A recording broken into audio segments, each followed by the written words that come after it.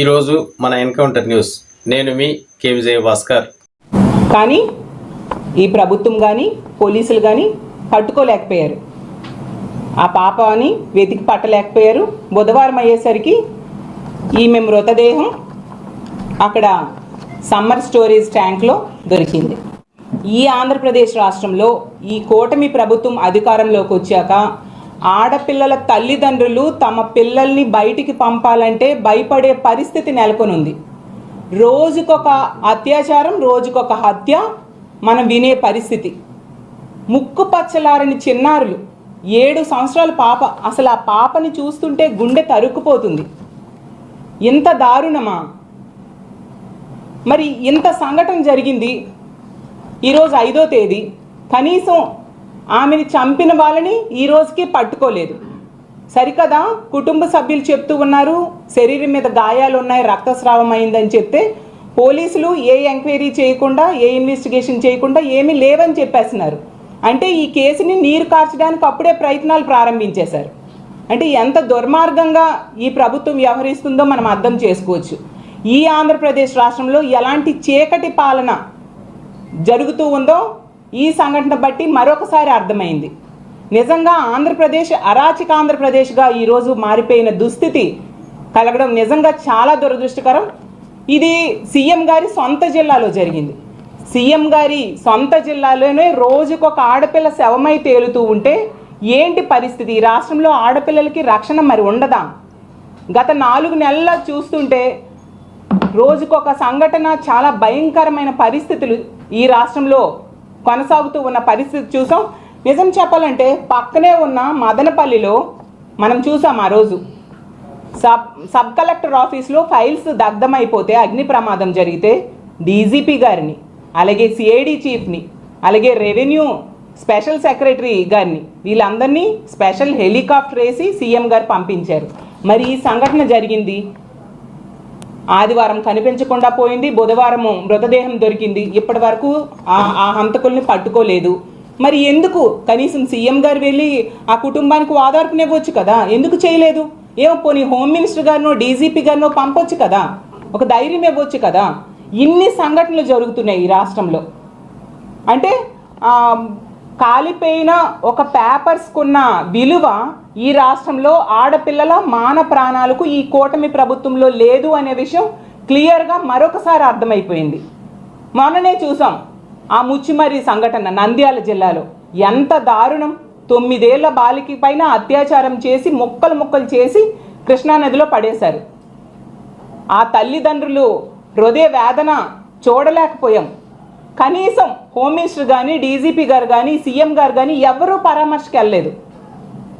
అంటే ఆడపిల్లలంటే ఎంత చులకన భావం, వాళ్ళ ప్రాణాలంటే ఎంత చులకన భావం. ఈ ప్రభుత్వం వచ్చిన దగ్గర నుంచి కూడా ఎంతసేపు రెడ్ బుక్ రాజ్యాంగం అమలు మీద దృష్టి పెడుతుంది, అలాగే కక్ష సాధింపు చర్యల మీద దృష్టి పెడుతుంది తప్ప ఇలా ఆడపిల్లల మాన ప్రాణాలు కాపాడాలి అనే విషయం మీద వీళ్ళు దృష్టి పెట్టిన పరిస్థితి మనకి అడుగడుగునా కనిపిస్తూ ఉంది. ఎందుకంటే ఆ మదనపల్లిలో పేపర్స్ దగ్ధమైనప్పుడు పాత గవర్నమెంట్లో వ్యక్తులను అందులో ఇన్వాల్వ్ చేసి రాజకీయ కక్ష సాధింపులు చర్యలు చేయొచ్చు అన్న ఉద్దేశంతో అంత హడావుడిగా డీజీపీ గారిని, సిఐడి చీఫ్ని పంపించారు.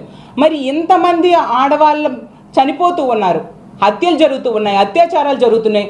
ఎందుకు? హోమ్ మినిస్టర్ గారి సొంత నియోజకవర్గంలో 2 ఆడవాళ్ళని హోమ్ మినిస్టర్ గారి అనుచరులే కొట్టారు. కొడితే తిరిగి ఆడవాళ్ళ మీద కేసులు పెట్టారు. హోమ్ మినిస్టర్ గారి పక్క నియోజకవర్గంలో మనం చూసాం, యలమంచిలిలో రాంబిలి మండలంలో ఆ దర్శిని అనే అమ్మాయికి ఎంత దారుణంగా ఆ సురేష్ అనే అబ్బాయి హత్య చేశాడు.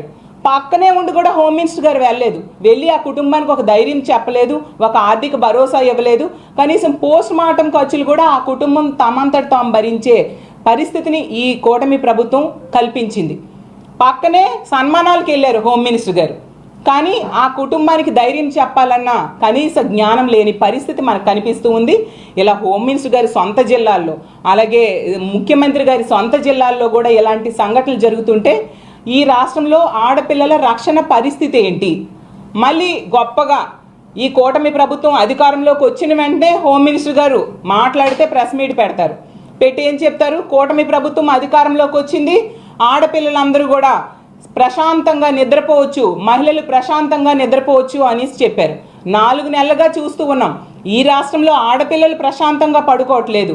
ఈ ప్రభుత్వం ప్రశాంతంగా పడుకుంది, ముఖ్యమంత్రి గారు ప్రశాంతంగా పడుకున్నారు, అలాగే హోమ్ మినిస్టర్ గారు, మంత్రులు ప్రశాంతంగా ఉన్నారు తప్ప ఈ రాష్ట్రంలో ఆడపిల్లలు ప్రశాంతంగా జీవించలేని పరిస్థితులు ఇక్కడ నెలకొని ఉన్నాయి. అలాగే చూస్తే హోమ్ మినిస్టర్ గారు, సీఎం గారు, మంత్రులు మాట్లాడితే చెప్తారు దిశా యాప్ లేదు, దిశా చట్టం లేదు, దిశా పోలీస్ స్టేషన్స్ లేదు. అసలు అదొక మంచి వ్యవస్థని ఆ రోజు జగన్మోహన్ రెడ్డి గారు తీసుకొచ్చారు. పక్క రాష్ట్రంలో ఆడపిల్ల మీద అత్యాచారం చేసి చంపేస్తే అలాంటి సంఘటనలు మన రాష్ట్రంలో జరగకూడదని చెప్పి జగన్మోహన్ రెడ్డి గారు తీసుకొస్తే దాన్ని ఎంతసేపు నిర్వీర్యం చేద్దామన్న దాని మీదే దృష్టి పెడుతూ ఉన్నారు తప్ప ఆ వ్యవస్థని మరింత మెరుగు చేసి ఏ విధంగా ఆడపిల్లలకి రక్షణ కల్పించాలి అనే దాని మీద దృష్టి పెట్టట్లేదు ఈ ప్రభుత్వం. ఎంతసేపు అది లేదు అని చెప్పడంతో ఇలాంటి పనులు చేసే దుర్మార్గులు విజృంభించే పరిస్థితి మనకు కనిపిస్తూ ఉంది. ఈరోజు చెప్పండి, ఈ ఆంధ్రప్రదేశ్ రాష్ట్రంలో ఆడపిల్లలకి ఆపదొచ్చినప్పుడు చెప్పుకోవడానికి ఏదైనా వ్యవస్థ ఉందా? ఒక్క వ్యవస్థ చూపించండి. ఉన్న వ్యవస్థని, ఆ దిశ యాప్ని కానీ దిశ పోలీస్ స్టేషన్స్ని నిర్వీర్యం చేసేశారు. ఇప్పుడు ఈ ప్రభుత్వం అధికారంలోకి వచ్చాక ఇన్ని సంఘటనలు జరుగుతూ ఉన్నాయి. వీళ్ళ రక్షణ కోసం పోని మంత్రివర్గం ఏమైనా ఒక సమావేశం ఏర్పాటు చేసి దీనికోసం ఒక జీవో తీసుకొచ్చారా? ఆడపిల్లల రక్షణ కోసం మరింత మెరుగైన వ్యవస్థను, మరింత మెరుగైన యాప్ను ఏమైనా తీసుకొచ్చారా? అవి ఏవీ చేయట్లేదు. అసలు ఆ దిశ యాప్ కానీ దిశ చట్టం కానీ ఇలాంటి పనులు చేసే కామాంధుల పాలిట ఒక సింహ స్వప్నంలా, ఒక వజ్రాయుధంలా పనిచేసేది. అర్ధరాత్రి అయినా ఆడపిల్లలు ధైర్యంగా ఆ దిశ యాప్ ఫోన్లో ఉంటే ధైర్యంగా వెళ్ళే పరిస్థితిని కల్పించేది. సరే, ఆ జగనన్న అది ప్రవేశపెట్టాడు కాబట్టి మీకు ఇష్టం లేదు, కానీ ఆ ఆయుధాన్ని ఇలా నాశనం చేసేస్తే ఈరోజు ఆడపిల్లల దుస్థితి మనం చూస్తూ ఉన్నాం. మొన్న చూస్తే విజయనగరంలో 6 నెలల పసికందు మీద అత్యాచారం. అలాగే ప్రతి జిల్లాలో కూడా ఇలాంటి సంఘటనలు ఎన్నో. లోకేష్ గారి సొంత నియోజకవర్గంలో వరుసగా 3 సంఘటనలు. అలాగే మనం చూసాం కోవెలకుంటలో తీసుకుంటే ఒక మతి స్థిమితం లేని ఆడపిల్లని అత్యాచారం చేయడం. అన్నింటికంటే ఘోరం మనం చూసాం గొడ్లవల్లేరులో 300 మంది ఆడపిల్లలు సీసీ కెమెరాస్ పెట్టేశారని వాళ్ళు మొత్తుకొని ధర్నాలు చేసినా కూడా కనీసం ఎవరూ పట్టించుకోలేదు. సరికదా, హోమ్ మినిస్టర్ గారు కానీ డీజీపీ గారు కానీ వెళ్ళి అసలు ఏం జరిగిందో తెలుసుకునే ప్రయత్నం కూడా చేయలేదు. అంటే ఆడపిల్లల మీద ఎంత నిర్లక్ష్య ధోరణి, ఆడపిల్లల మాన ప్రాణాల మీద ఎంత నిర్లక్ష్య ధోరణి ఈ కూటమి ప్రభుత్వానికి ఉందో మనం అర్థం చేసుకోవచ్చు. ఇలాంటి దారుణమైన సంఘటనలు వీళ్ళు కొనసాగుతూ ఉంటే ప్రజలన్నీ గమనిస్తూ ఉన్నారనే విషయం మర్చిపోకూడదని నేను తెలియజేస్తూ ఉన్నాను. అలాగే పవన్ కళ్యాణ్ గారు తీసుకుంటే చెప్పారు ఎన్నికల ముందు 30,000 మంది ఆడపిల్లలు కనిపించట్లేదంటూ ఉపన్యాసాలు ఇచ్చారు. మరి ముచ్చుమరి సంఘటన జరిగింది. అప్పుడు ఇన్ని రోజులైనా కూడా ఆ మృతదేహాన్ని ప్రభుత్వం కానీ పోలీసులు కానీ కనిపెట్టలేని పరిస్థితి అయింది. మరి పవన్ కళ్యాణ్ గారు ఎందుకు ప్రశ్నించట్లేదు? అలాగే రాంబెల్లి సంఘటన జరిగింది, ఏం పరామర్శకు వెళ్ళొచ్చు కదా. గొడ్లవల్లేరు సంఘటన అయింది, వాటన్నిటి గురించి ఎందుకు మాట్లాడలేదు? ఈవెను ఈ పొంగనూరు సంఘటన జరిగినప్పుడు పవన్ కళ్యాణ్ గారు అదే జిల్లాలో తిరుపతిలో ఉన్నారు. పోలీసులకు డైరెక్షన్స్ ఇవ్వచ్చు, లేదా కుటుంబం దగ్గరికి వెళ్ళి ఒక ధైర్యాన్ని, భరోసాని ఇవ్వచ్చు. అవేమీ చేయట్లేదు. ఇదేనా మీ అందరి బాధ్యత ఆడపిల్లల మీద, ఆడపిల్లల రక్షణ మీద నేను ప్రశ్నిస్తూ ఉన్నాను. అసలు ఈ రాష్ట్రంలో ఈ ప్రభుత్వం గొప్పగా చెప్పుకుంటూ ఉంటుంది, ఇదేదో మరి చాలా మంచి ప్రభుత్వం అని చెప్పి.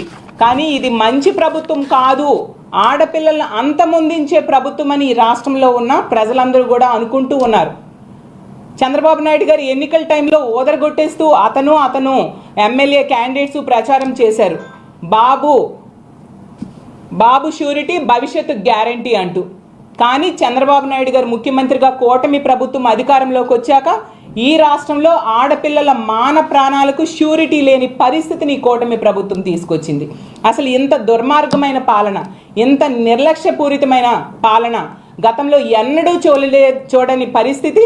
అలాగే ఇన్ని సంఘటనలు జరుగుతున్నాయి. కేవలం 4 నెలల్లో మనకు 100కు పైగా ఆడపిల్లల మీద అత్యాచారాలు, హత్యలు జరుగుతూ ఉన్న సంఘటనలు మనం చూస్తూ ఉన్నాం. ప్రభుత్వం నుంచి కనీసమైన స్పందన లేదు. అసలు ఆడపిల్లలు మనందరి ఇళ్లలో ఉన్నారు, దీని మీద మనందరం ఉద్యమించాల్సిన అవసరం ఉంది. అసలు ఈ పొంగనూరు విషయంలో ఎన్ని మహిళా సంఘాలు అయితేనేమి, స్వచ్ఛంద సంస్థలు పెద్ద ఎత్తున పోరాటం చేస్తున్నా కనీసం ఈ రోజుకి హోమ్ మినిస్టర్ కానీ డీజీపీ గారు కానీ సీఎం కానీ దాని మీద స్పందించట్లేదు. డీజీపీ గారికి ఏం సీఎం గారు ఆదేశించి వెంటనే ఆ దుర్మార్గమైన పనిని హత్య చేసిన హంతకుల్ని పట్టుకోండి అని ఆదేశాలు ఇవ్వచ్చు కదా.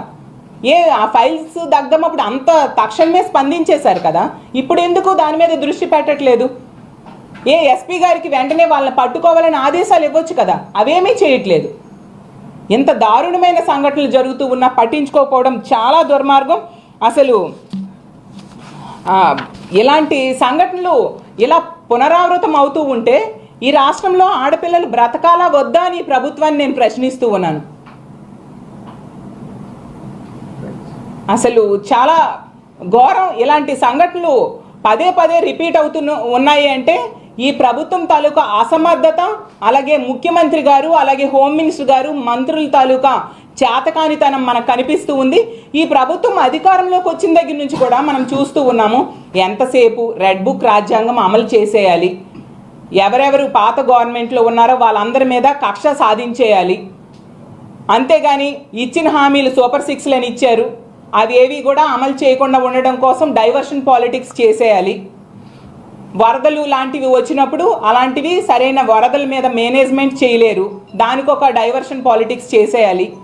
ఇలాంటివే తప్ప ఇలాంటి ఆడపిల్లలకి రక్షణ లేని పరిస్థితులు, ఆడపిల్లల ప్రాణాలకి మానాలకి భంగం కలిగినప్పుడు ఏం చర్యలు తీసుకోవాలి దాని మీద కనీసం దృష్టి పెట్టని పరిస్థితి మనం చూస్తూ ఉన్నాము.